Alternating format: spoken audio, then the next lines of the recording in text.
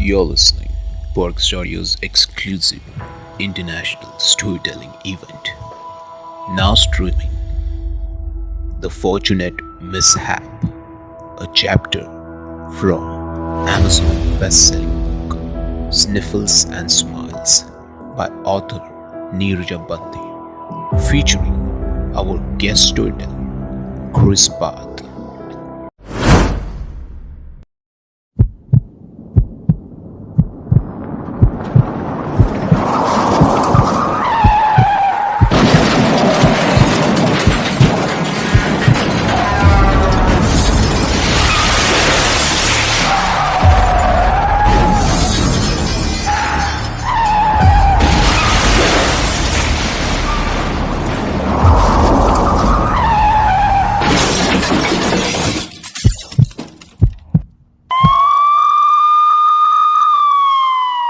911, what's your emergency? Yeah.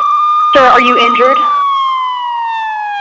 The loud sirens of the ambulances were witnessing the seriousness of an accident that had occurred on the highway. No one could fetch the reasons for the accident by then. The people who have suffered from minor injuries were being treated with first aid, while the ones who were seriously injured were being rushed to the nearest hospital. A few of the vehicles have stopped there by then to volunteer their services to the injured people.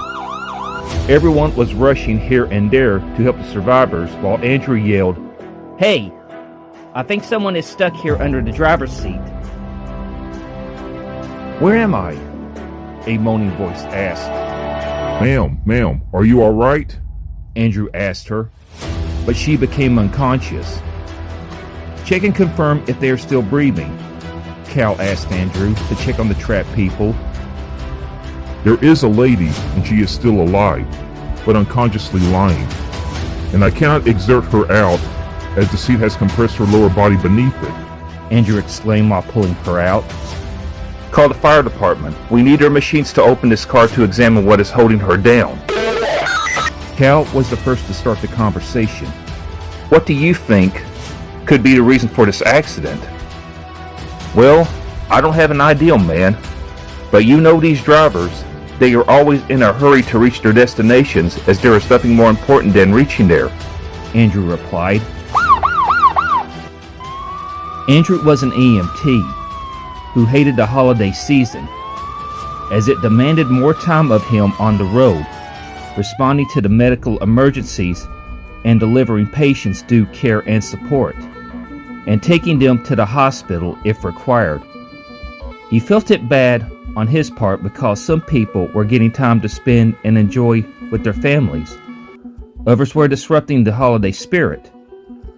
For him, all the medical emergencies he found on the road were because of drinking and driving. While positioning them on the charts, fast and reckless driving was the second reason he found was the cause behind the accidents on the road. Cal was his best friend.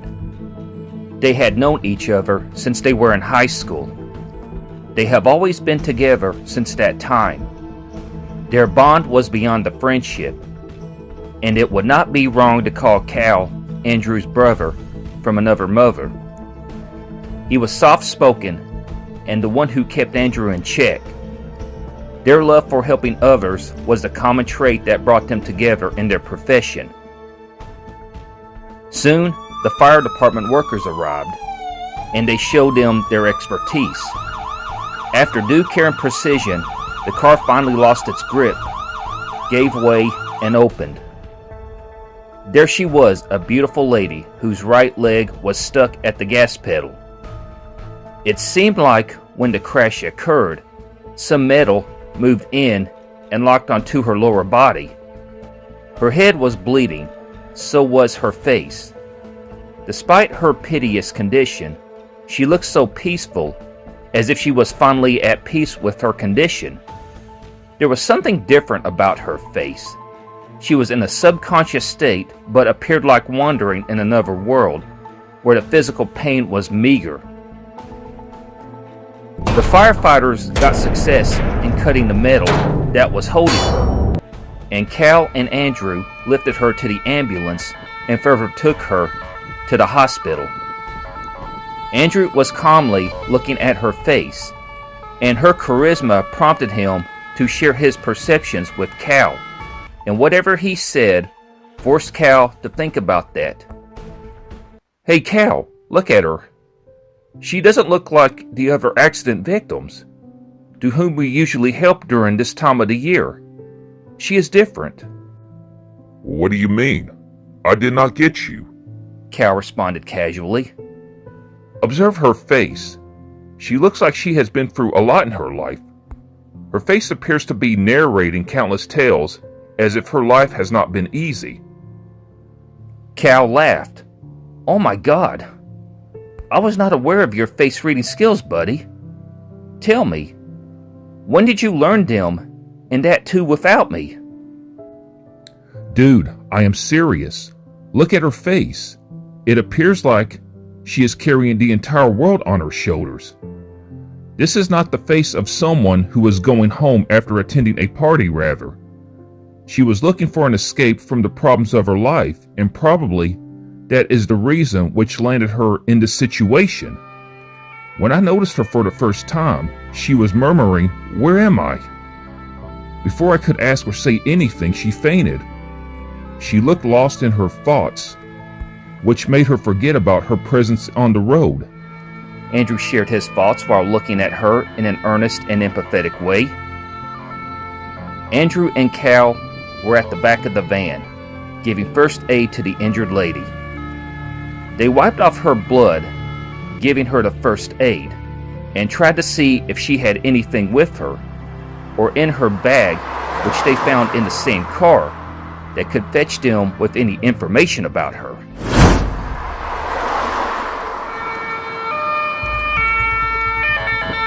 They soon reached the St. Louis Memorial Hospital.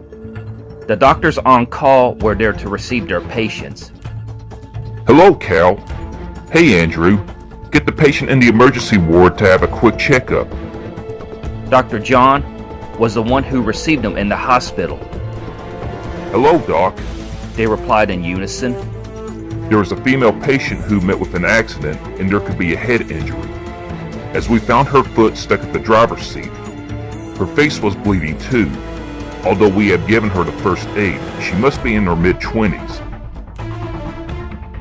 Once they had taken the patient, their responsibility was over.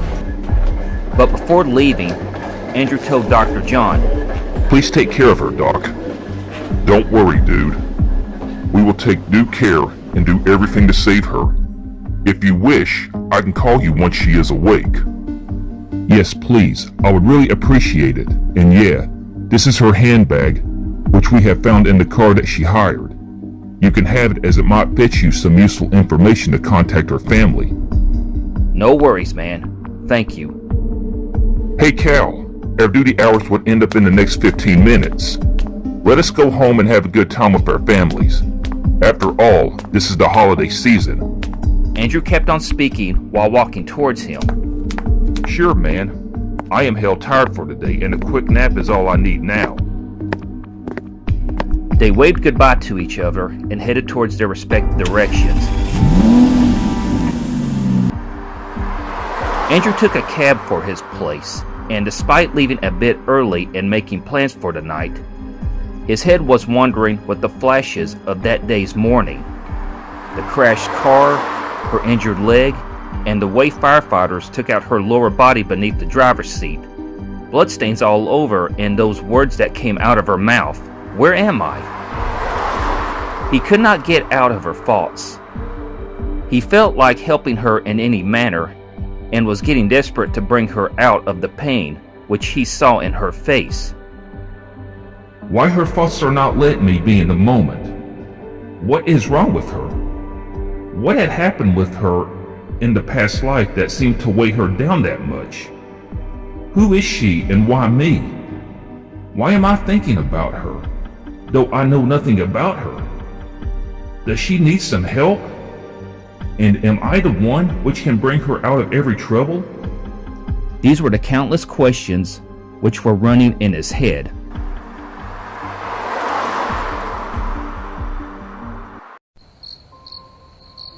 He felt sleepy as the day had been long and tiring.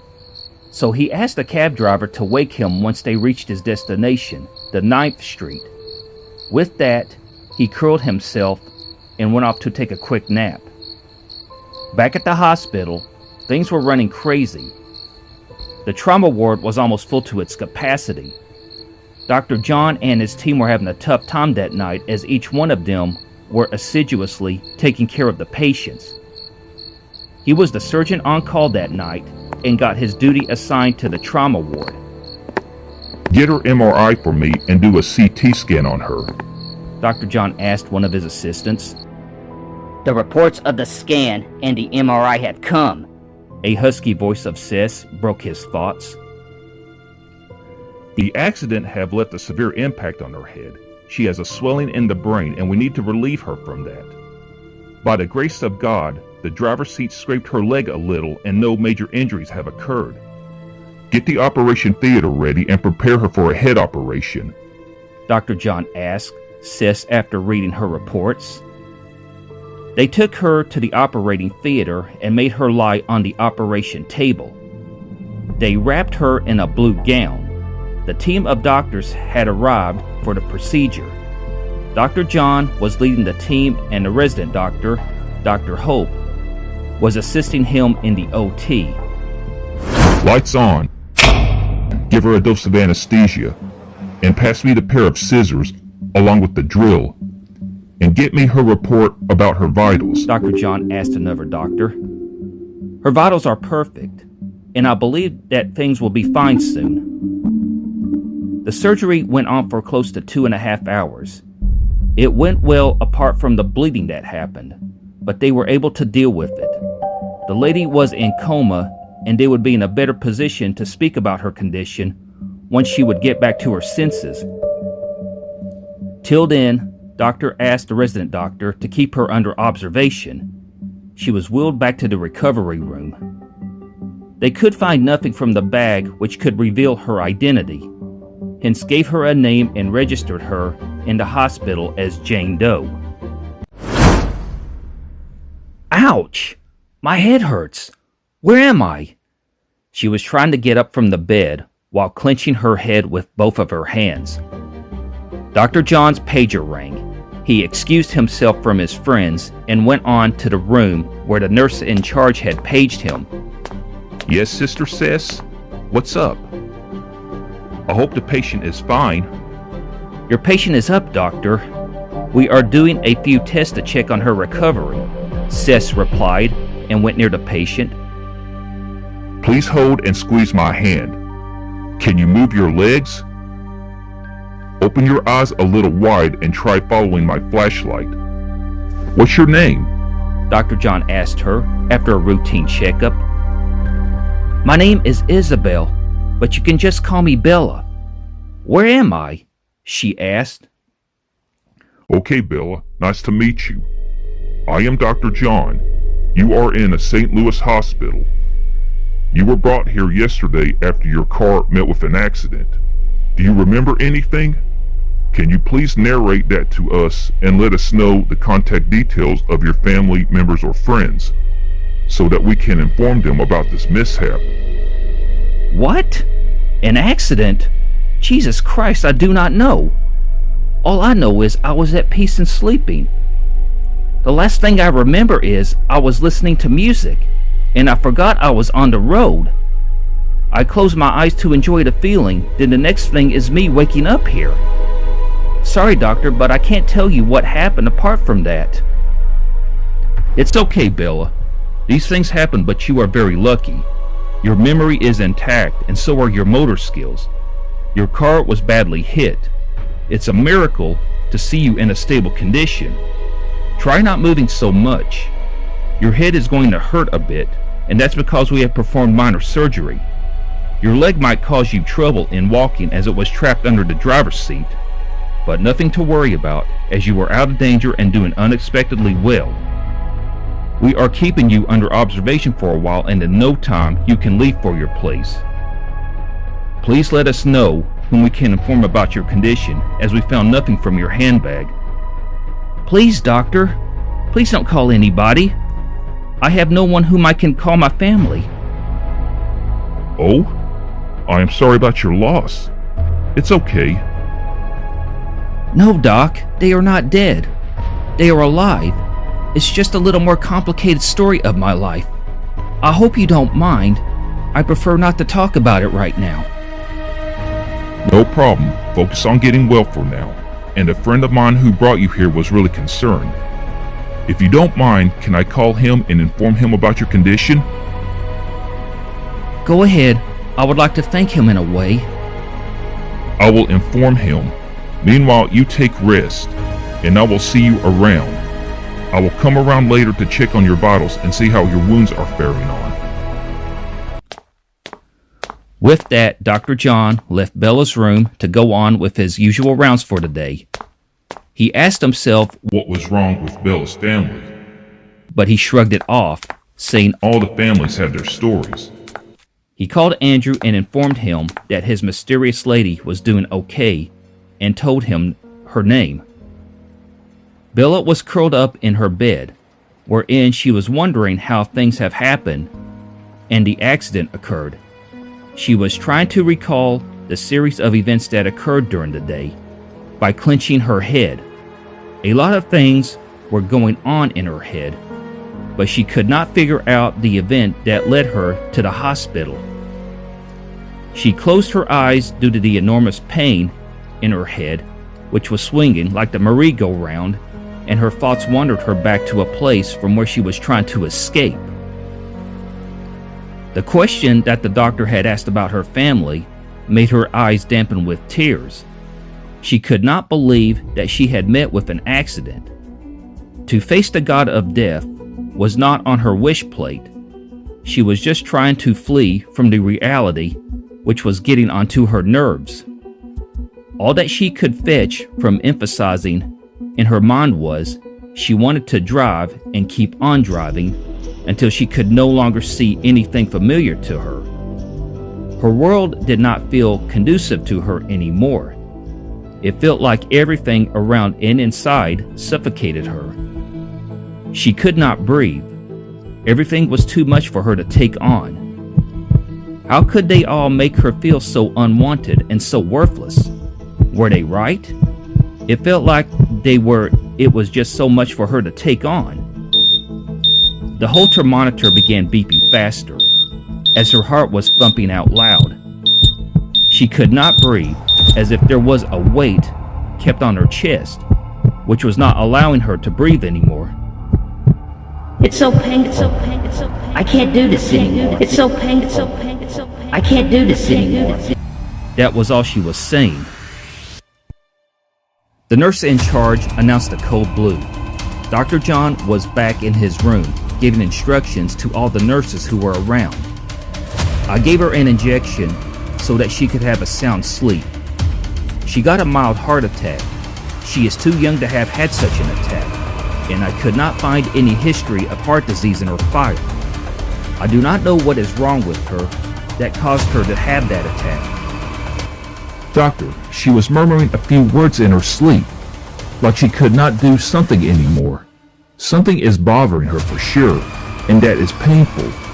This is what I could assess with her words in slumber, the nurse in charge informed Dr. John. What could be so painful for her? What could be the reason behind her troubles, and maybe for the same reason she had met with an accident? Dr. John tried to join the dots, but he came up with nothing. The only person who could answer those questions was Bella, and right now she was sleeping, so he had to wait for her to wake up. Hey, do you like this story? If yes, make sure you go and check out Sniffles and Smiles, now available on Amazon. It's an Amazon bestseller, so make sure if you like this, go and read now Sniffles and Smiles. The link is in description. This was a chapter from Amazon best-selling book Sniffles and Smiles, featuring actor Chris Bath. Chris Bath is an American actor currently based in Knoxville, TN.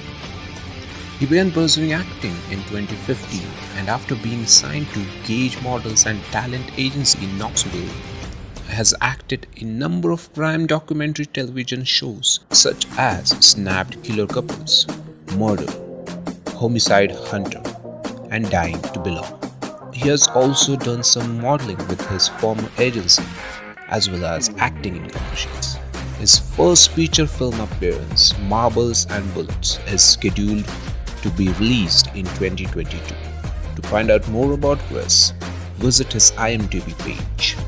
Chris can also be followed on Facebook at www.facebook.com/chris.path.58 and Instagram @actorChrisPath. All these links are mentioned in the description.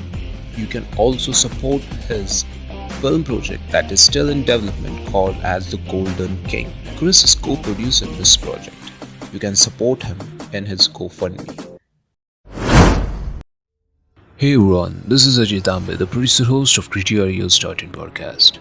If you like this episode, if you like this story, if you like this show, please make sure you go and subscribe to our podcast, whichever platform you're listening on, Spotify, Google, Apple, Ghana, any platforms. Make sure you go and subscribe and follow to our show and connect with us on Instagram @podcastaudios. We are now in world's top 1% most popular podcasts. So make sure you go and check out our other series and episodes.